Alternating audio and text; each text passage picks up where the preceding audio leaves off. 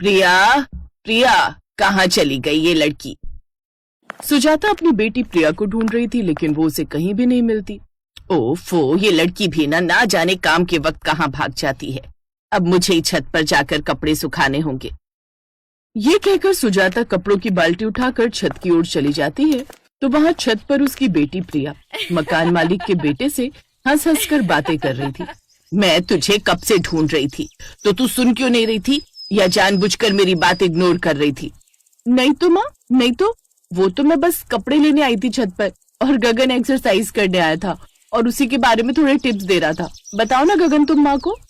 हाँ, ये कपड़े लेने आई थी। वही तो, कपड़े लेने आई थी। एक मारूंगी न तेरी कनपट्टी पर तो सारी अकल ठिकाने आ जाएगी। जब कपड़े धुले ही नहीं तो तू उठाने की आई थी, और कपड़ों की बाल्टी तो ये मेरे हाथ में, इन्हें सुखाने के लिए तो मैं तुझे बुला रही थी कब से। मैं ना तेरी माँ हूँ, तू मेरी माँ बनने की कोशिश मत कर, समझी? क्या क्या कपड़े? हाँ हाँ हाँ, वही तो मैं आई थी छत पर, लेकिन मुझे कपड़े दिखे ही नहीं। वो सब छोड़ो ना माँ, लाओ मुझे तो, मैं ये कपड़े सुखा देती हूँ, तुम आराम से बैठो यहाँ। हाँ आंटी, आप इस उम्र में इतना काम क्यों करोगी? लाओ कपड़े हमें दो, हम इन्हें सुखा देते हैं। लेकिन सुजाता को उनका ये मेल मिलाप कुछ पसंद नहीं आ रहा था, इसलिए वो अक्सर उन दोनों पर नजर रखती थी। लेकिन प्रिया और गगन तो एक दूसरे से प्यार करने लगे थे, इसलिए कोई न कोई बहाना ढूंढकर वो एक दूसरे से मिल ही लेते थे। ऐसे ही एक रोज, अरे यार गगन, तुम यहाँ क्या कर रहे हो? तुमसे मिलने आया हूँ, और क्या कर रहा हूँ। अब घर पर तो तुम्हारी माँ आंखें गड़ा कर बैठी रहती है, ठीक से बात तक नहीं करने देती मुझे। मैं भी तो तुमसे मिलने के लिए उतना ही तड़प रही हूँ ना, लेकिन वो मेरी माँ है तो मेरी फिक्र तो करेंगी ही ना। वो ये बात कर ही रही थी कि प्रिया की नजर अपनी पापा की ओर जाती है। अरे बाप रे, पापा लेने आ गए। गगन तुम जल्दी से जाओ यहाँ से, पापा ने तुम्हें यहाँ देख लिया तो उन्हें शक हो जाएगा। गगन चेहरा ढकते हुए वहां से चला जाता है और बचते बचाते मुंह छुपाते साइड से निकलने की कोशिश करता है। कमाल है, आजकल के लड़के भी कैसे लड़कियों की तरह शर्माते हुए जाते हैं। ऐसे ही समय बीता।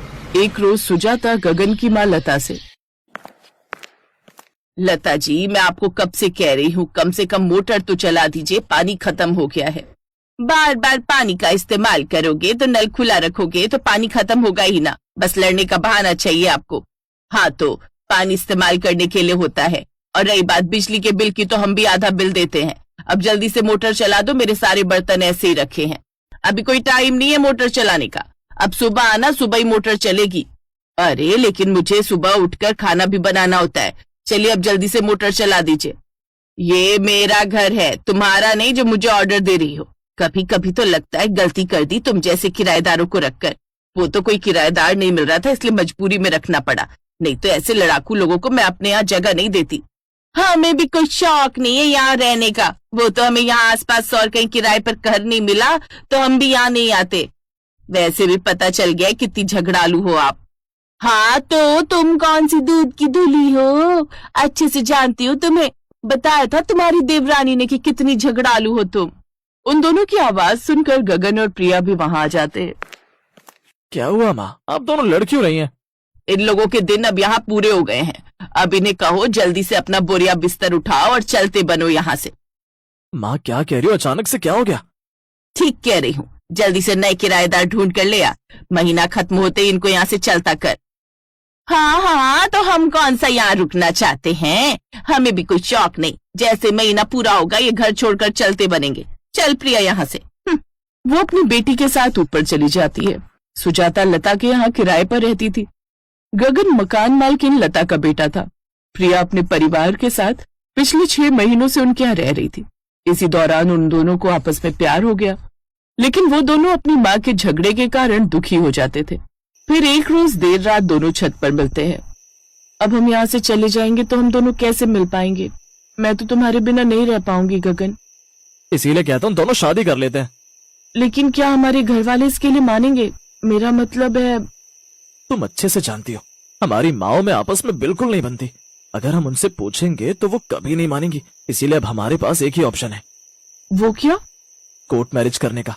पहले शादी कर लेते हैं, फिर बाद में तो उनको अपने बच्चों की खुशी के आगे झुकना ही पड़ेगा, और अगर हमने ऐसा नहीं किया ना तो वो हमारी शादी किसी और से करवा देंगे, फिर रोती रहना। लेकिन क्या ये सही है? प्यार और जंग में सब जायज है। शायद तुम ठीक कहते हो। प्रिया को गगन की सारी बात सही लगती है और वो इस बात के लिए मान जाती है। अगले दिन वो दोनों जाकर कोर्ट मैरिज कर लेते हैं। शादी के बाद वरमाला पहने वो दोनों घर आते हैं और सबको अपनी शादी के बारे में बताते हैं। क्या है ये सब? हम दोनों ने शादी कर ली है। वो आपकी बेटी से ज्यादा अब मेरी पत्नी है। हमारी नाक कटवाने से पहले तू कहीं जाकर मर क्यों नहीं गई? माँ, मैंने कोई गलती नहीं की। ये सब करके जिससे मैं प्यार करती हूँ उससे मैंने शादी की है। अब जब बच्चों ने ये कदम उठा ही लिया है तो हमें उनकी खुशी का ध्यान रखना चाहिए ना। अब अपने बच्चों की खातिर वो इस शादी को स्वीकार कर लेते हैं। अब प्रिया का मायका ऊपर था जबकि उसका ससुराल नीचे। मायका ऊपर होने के कारण अब प्रिया बार बार अपने मायके भाग जाती और वहां देर तक बैठकर अपनी माँ से गप्पे लड़ाती रहती। और इन्हीं सब के बीच अब वो अपने ससुराल के काम पर ज्यादा ध्यान नहीं दे पा रही थी। प्रिया, प्रिया बहू, जल्दी नीचे आ। क्या हुआ माँ जी? क्या हुआ कि बच्ची जब देखो बार बार ऊपर अपने मायके भाग जाती है। गैस पर जो दूध रखा है उसे क्या तेरा बाप आकर देखेगा? माँ जी, बाप पर मत जाइए। मैं तो जाऊंगी, बोल क्या कर लेगी? तभी प्रिया की माँ भी वहां आ जाती है। खबरदार जो मेरी बेटी या पति को कुछ भी कहा तो, नहीं तो मुझसे बुरा कोई नहीं होगा। आपसे बुरा वैसे भी कोई नहीं है। अपनी बेटी को देखो, जब दिल करता है ऊपर जाकर गप्पे मारने ऐसे बैठ जाती है जैसे वर्षों बाद अपने मायके वालों से मिल रही हो। दिन में 24 में 16 घंटे तो ये ऊपर ही रहती है। आज इसी के चक्कर में सारा दूध उबल गया। अरे तो दूध ही उबला है ना, कोई ज्वालामुखी तो नहीं ना उबला। मैं अपनी बहू से बात कर रही हूँ, समझी? इसलिए आप बीच में ना ही पड़ो तो बेहतर है। सॉरी माँ जी, आगे से ऐसा नहीं करूंगी। आगे से ऐसी गलती ना हो तो ही बेहतर है। चल जा, अब रसोई जाकर साफ कर। और आप भी अपना काम कीजिए समधन जी। अपनी शादीशुदा बेटी की जिंदगी में दखलंदाजी कम कीजिए, समझी? उन दोनों की ये खटपट अब रोज की हो चुकी थी और इसी बात से अब प्रिया परेशान हो चुकी थी। आए दिन किसी न किसी बात को लेकर मायके और ससुराल वालों में लड़ाई होती रहती थी। अरे आप ऐसा कैसे कह सकते हैं? ये धारी वाला कच्छा मेरा है। मैं इसे कल्लू की दुकान से लाया था और पप्पू दर्जी से सिलवाया था। ऊपर बालकनी में सूखने डाला था, वहीं से उड़ते हुए नीचे गिर गया होगा। नहीं, ये मेरा है। मैं इसे लेकर आया था जग्गू की दुकान से। अरे मैं कहता हूँ मेरा कच्छा है, इसे वापस करो समधी जी। नहीं, ये मेरा है, इसे मुझे वापस करो। और इसी खींचातानी में वो कच्छा फट गया। दूर खड़ा गगन ये सब देख रहा था। लो, अब पहन लो इसे दोनों आधा आधा। जब देखो तब इस घर में हर वक्त यही कलेश रहता है। मैं तो तंग आ चुका हूँ इन सबसे। इसीलिए मैं अपनी प्रिया के साथ ये घर छोड़कर जा रहा हूँ। अब हम कहीं और रहेंगे। उन दोनों को जाता देख अब उसके माता पिता को अपनी गलती का एहसास होता है और वो अब कभी न झगड़ने का वादा करते हैं, जिससे प्रिया और गगन अब खुश हो जाते हैं।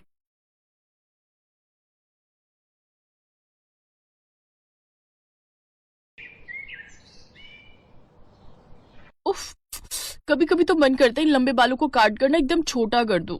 इतने भारी बाले की जूड़ा बनाने के बाद भी जमीन पर जाकर लगते हैं। चुप कर, कोई जरूरत नहीं है इन पर कैंची लगवाने की। जानती है कितनी मुश्किल से मैंने तेरे ये बाल बड़े किए हैं। बचपन से गोले के तेल से मालिश करके एलोवेरा जेल तेरे बालों में लगाकर इनकी खूब अच्छे से देखभाल की है, तब जाकर ये इतने लंबे हुए हैं। अब जल्दी से अपने बालों को समेट बेटी, हमें जाने में देरी हो रही है। अच्छा माँ, 10 मिनट दो, मैं अभी आती हूँ। कुछ देर में तैयार होकर प्रियंका अपनी माँ के साथ शर्मा जी के फंक्शन में चली जाती है, जहाँ कौशल्या भी अपने बेटे गगन के साथ वहाँ आई हुई होती है। कौशल्या की नजर जब प्रियंका के लंबे काले घने बालों पर पड़ती है तो वो उसे बड़े पसंद आते हैं। अरे वाह, कितने खूबसूरत बाल हैं इस लड़की के। बिल्कुल देवी माँ का रूप लग रही है। इतने सुंदर बाल तो मैंने आज तक किसी लड़की के नहीं देखे। अगर ये मेरी बहू बन जाए तो मेरा लंबे बालों वाली बहू का अरमान पूरा हो जाए। कौशल्या को प्रियंका पहली नजर में ही पसंद आ जाती है। वो शर्मा जी से उसके बारे में पता लगाती है, फिर अपने छोटे बेटे का रिश्ता लेकर प्रियंका के घर जाती है। गगन भी अच्छे परिवार से था, इसलिए प्रियंका के माता पिता भी इस रिश्ते के लिए हाँ कर देते हैं। कुछ दिनों बाद दोनों की शादी हो जाती है और प्रियंका ब्याह कर अपने ससुराल आ जाती है। प्रियंका के बाल देखकर पड़ोस ने कहती हैं, वाह कौशल्या, तेरी छोटी बहू के बाल तो कितने सुंदर और लंबे हैं, लेकिन मुझे डर है कहीं इन्हीं बालों को लेकर दोनों बहुओं में संग्राम ना हो जाए। क्या मतलब? मतलब ये कि कहाँ छोटी बहू के इतने बड़े और लंबे बाल और कहाँ तुम्हारी बड़ी बहू बिल्कुल गंजी। अब ऐसा ना हो कि इन बालों के कारण ही तुम्हारी दोनों बहुओं में संग्राम छिड़ जाए। उन औरतों की बातें सुनकर अब कौशल्या को भी इस बात का डर सताने लगता है। तो वहीं प्रियंका जेठानी के गंजे होने की बात सुनकर हैरान थी। क्या गंजी जेठानी? हाँ बहू, तेरी जेठानी गंजी है और इसलिए शादी में उसने अपने सर पर घूंघट डाल रखा था। तभी उसकी जेठानी अंजलि कमरे से बाहर आती है, जो कि पूरी तरह गंजी होती है। अंजलि ने उन सब की बातें सुन ली थी और उसे सब पर बहुत गुस्सा आ रहा था। जिसे देखो बस देवरानी जी के बालों की तारीफ करता जा रहा है और मेरे गंजेपन का मजाक उड़ाते जा रहे हैं। आज तक किसी की हिम्मत नहीं हुई थी मेरे ही घर में आकर मेरे गंजेपन का मजाक उड़ाने की, लेकिन आज इस चुड़ैल के कारण मुझे ये सब बातें सुननी पड़ रही हैं। गुस्से में अंजलि अपनी देवरानी की तरफ देखती है और फिर अपने कमरे में चली जाती है। ऐसे कुछ दिन बीतते हैं। एक रोज गगन ऑफिस से घर लौटते वक्त अपनी बीवी के लिए गजरे लेकर आता है। ये लो डार्लिंग, ये तोहफा तुम्हारे लिए। अरे वाह, ये तो बहुत ही सुंदर गजरा है। हाँ, लेकिन तुम्हारे इन खूबसूरत बालों से नहीं। जब तुम इसे अपने खूबसूरत बालों में लगाओगी ना, तब इसकी खूबसूरती और भी बढ़ जाएगी। तो फिर अपने हाथों से ही लगा दो ना। तो उसके बालों में गजरा लगाता है।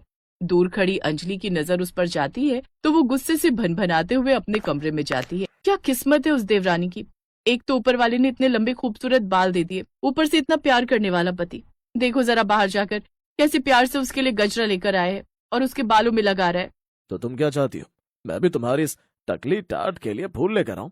अरे जब वो इस खेत पर टिकेंगे ही नहीं तो क्या फायदा लगाने का। तुम बिना अच्छा मजाक कर लेती हो। मदन हंसते हुए वहाँ से चला जाता है। शादी के इतने सालों के बाद भी मदन ने कभी अपनी बीवी का मजाक नहीं उड़ाया था, लेकिन आज लंबे बालों वाली देवरानी के घर में आते ही अब तो वो भी उसका मजाक उड़ाने लगता है, जिस कारण अब अंजलि और भी अपनी देवरानी से खिंची खिंची रहने लगी। कुछ ही दिनों में दोनों में मनमुटाव भी होने लगे, जिस कारण कौशल्या ने समय रहते दोनों बहुओं का बंटवारा कर दिया। अब देवरानी घर के ऊपरी हिस्से में और गंजी जेठानी घर के निचले हिस्से में रहने लगी। एक रोज उन सबको किसी शादी में जाना था। कौशल्या काफी देर से हॉल में खड़ी दोनों बहुओं का इंतजार कर रही थी।